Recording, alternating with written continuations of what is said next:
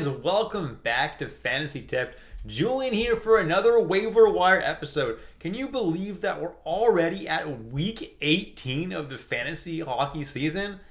Yeah, the season's flying right by, guys, and I hope that you have a winning record and that you're currently sitting in a playoff spot. If you are, give yourself a pat on the back, guys. You're doing great. Can keep it up and make sure that you clinch those fantasy playoffs so that you have a chance to win that fantasy hockey championship. And I'm here, guys, to help make sure that you do. Tune in every week, guys. I drop these episodes every Friday or Saturday of the week prior, and I make sure that you guys have the optimal schedule going into every single week.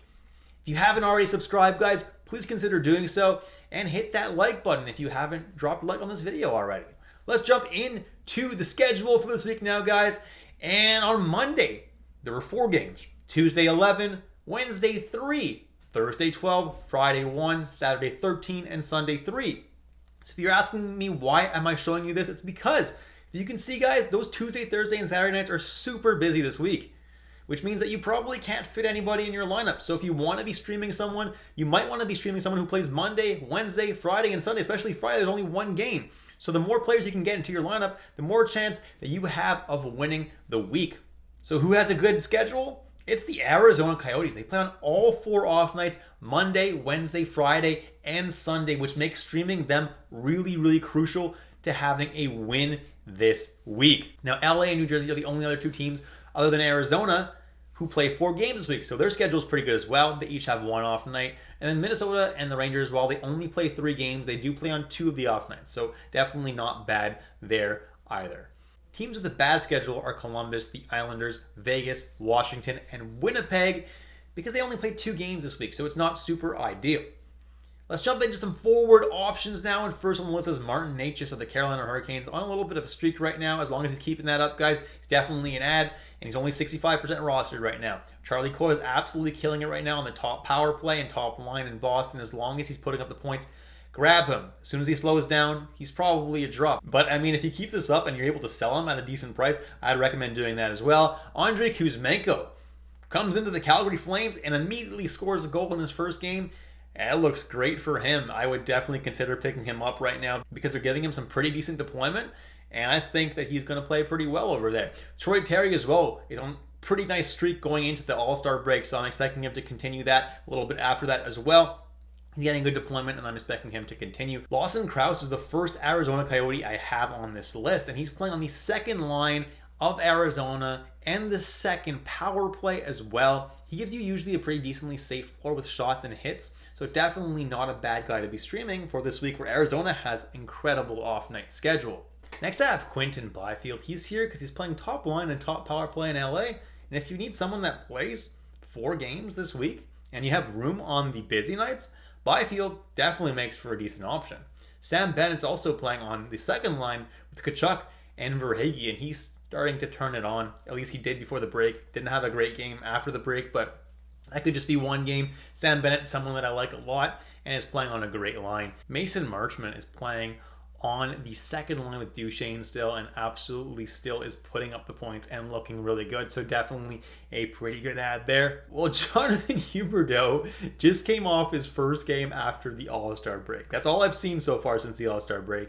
And he scored a goal and 2 assists. Apparently having Kuzmenko on his lines absolutely made him light it up. And we all know Huberdeau's ceiling. It's astronomical, right? And we just haven't seen it in Calgary. Maybe the arrival of Kuzmenko triggered something and will help Huberdeau get to that next level and sustain some better production for the rest of the year. Obviously, I'm not telling you that he's for sure going to do it. I just know what his ceiling is, and that's why I'm telling you guys to add him now. Worst case, he disappoints you, let him go. But definitely the upside is there. He continues to get top line and top power play time with Andrei Kuzmenko, and I do think Huberdeau might be a really good ad right now. Adam Henrique went into the All-Star break red hot as well, and Henrique has been great all year. He's someone who I've had in my lineup in a very deep categories league all year. He's someone who wins a lot of faceoffs and just gets the job done, puts up points, puts up shots. You never have to worry about plugging him into your lineup. Then we got Nick Schmaltz and Logan Cooley, who kind of play on opposite ends of the Arizona Coyotes lineup right now, with Nick Schmaltz being on the top line and top power play, and Logan Cooley being on the fourth line and no power play time at all. Yet it's Logan Cooley who's actually playing better at the moment, which is kind of funny. He's putting up more points.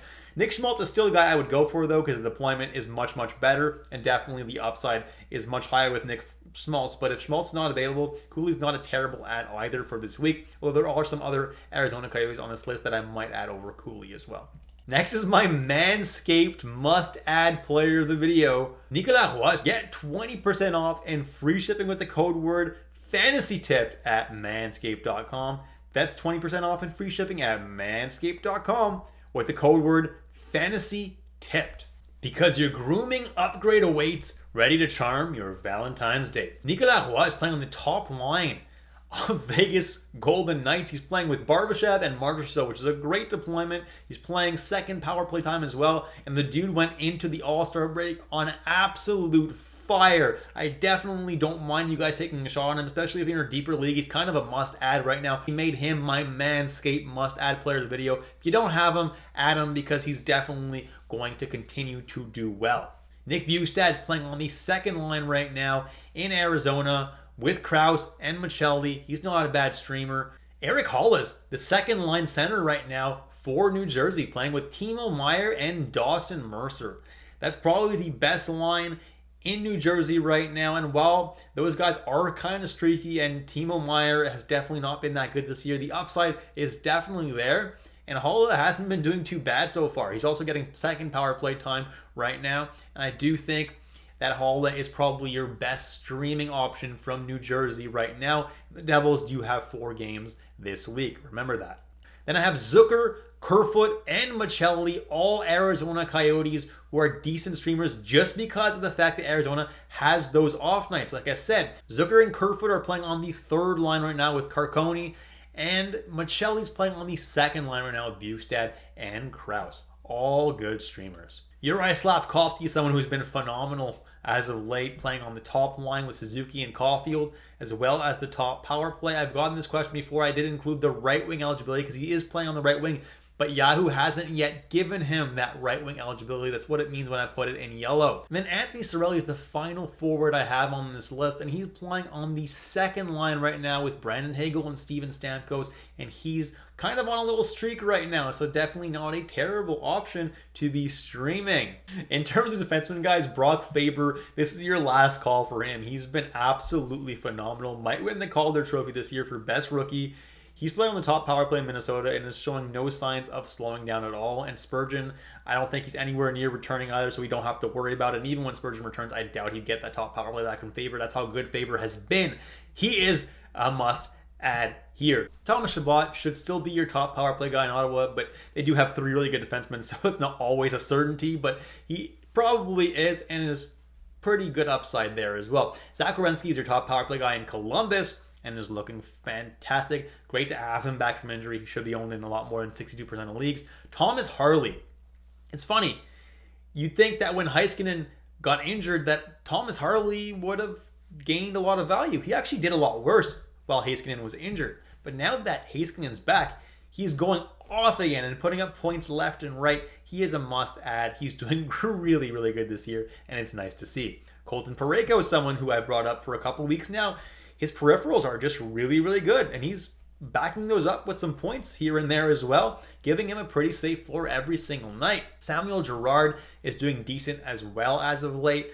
Now, he's not my favorite option at all, but the points are there, and some peripherals are there as well. Alec Martinez is still your top power play guy in Vegas. Just keep in mind that Vegas only plays 2 games this week, so not my favorite ad for the week specifically, but more long-term, Martinez is a good ad. Olin Zellweger of the Anaheim Ducks is 3% rostered, and if they do call him back up before their games, Zellweger is their top power play guy and has that upside. Igor Zamula is the top power play guy in Philadelphia and has the upside of being the top power play guy in Philadelphia. So there's some upside there. And finally, if you're in an insanely deep league, I mean like very deep league, consider Marc-Edouard Vlasic.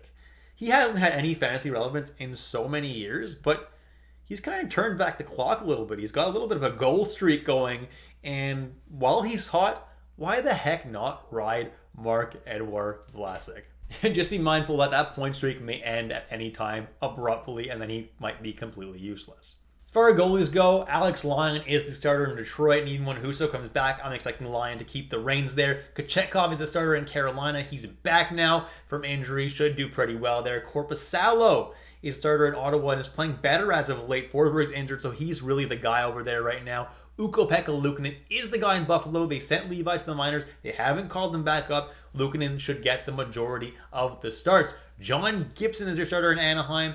And yeah, the Ducks aren't the best team, but he's still getting the majority of the starts. And he should maybe also get traded to a contender at the deadline, which could help his value as well later in the season. Samuel Erson's the starter in Philadelphia with Carter Hart maybe never playing in the NHL ever again. Erson is an excellent ad right now, and the Flyers haven't been too bad of a team this year. Peter Mrazek of the Chicago Blackhawks. He's been one of the best goalies in the entire NHL this season. Considering how bad the team in front of him is, the fact that he's done as well as he has is an absolute miracle. Mrazek definitely deserves to be owned in more than 32% of leagues. Unless you're looking for wins, he's probably not going to get you a lot of those. Sam Montembeault of the Montreal Canadiens is the starter in Montreal, getting the majority of the game, and is definitely not a bad ad there. Mackenzie Blackwood is your starter for San Jose, only 14% rostered, and if you just need points for a points-based league, that's not a bad option. And finally, Nico Daws is only 6% rostered, but is seeing half the starts in New Jersey. No, he hasn't been very good as of late. Neither goalie in New Jersey hasn't been very good, but if you are looking for a guy who's getting starts and is very low rostered, Daws is that guy. And that's it, guys. Thank you so much for watching all the way through. If you enjoyed the content today, please drop a like and hit that subscribe button if you haven't already. Thanks so much, guys, and I'll catch you in the next episode of Fantasy Tipped.